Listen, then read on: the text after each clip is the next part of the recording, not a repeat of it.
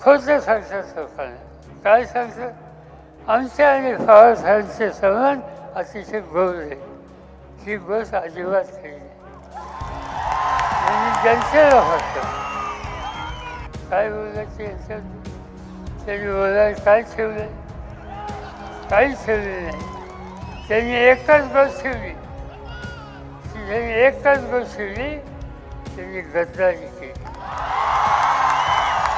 आणि या निवडणुकीमध्ये वळसे भाषणाला 100% पराभूत करा करा करा. माझी अपेक्षा होती जनतेच्यासाठी हा कार्यक्रम राबवायचा.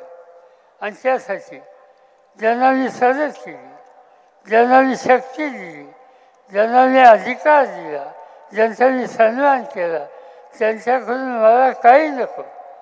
म्हणजे या लोकांच्यासाठी त्याने आम्ही सांगतो तो कार्यक्रम राबवला पाहिजे. पण ते घडलं नाही. आज लोक त्यांच्यावर नाराज आहेत. त्यांनी आम्हा लोकांचा शब्द पाळला नाही, हा लोकांना आवडलं नाही. आम्हा लोकांची साथ सोडली, वंच्याच्यावरून गेले, मंत्रिमंडळामध्ये बसले, हे लोकांना आवडलं नाही. आता हे लोक सांगत असतात, खोटं सांगतात लोकांना. काय सांगतात? आमच्या आणि पवारसाहेबांचे संबंध अतिशय गोड आहे. ही गोष्ट अजिबात खरी नाही. म्हणजे जनतेला फक्त ते सांगतात. माझी बायको माझी बायको वर्षाचं एकदा भीमाशंकरच्या दर्शनाला येते. आणि पूर्वीच्या काळामध्ये दत्तू भातील होते त्यावेळेला तेही तिच्यावर नेहमी जायचे. आता हा उद्योग ज्या दिवशी त्यांनी केला, आम्हा लोकांची साथ सोडली, चुकीच्या लोकांच्यावर गेली, त्याच्यानंतर माझी बायको परवा भीमाशंकरला गेली. मला माहीत नव्हतं. आल्या मी चौकशी केली. तुम्ही जाऊन आलो? म्हणजे हो. तुमची व्यवस्था नेहमीसारखी?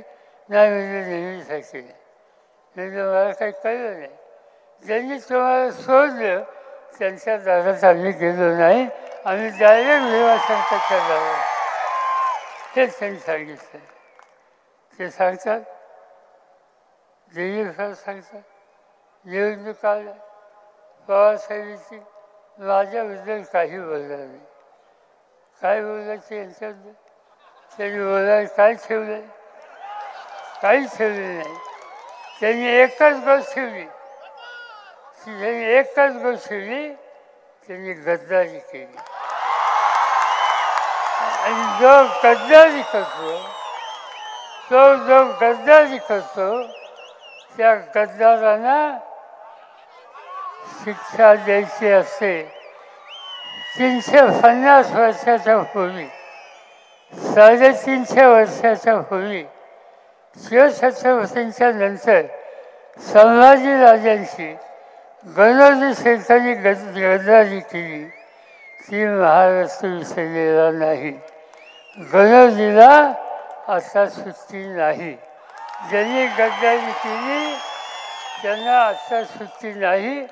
आता एकच ठिकाण आहे, उद्याच्या तुमच्या मतदारसंघाच्या विधानसभेच्या निवडणुकीमध्ये माझा एकच शब्द तुम्हाला आहे की या निवडणुकीमध्ये वळसे भाषणाला 100% पराभूत करा करा करा.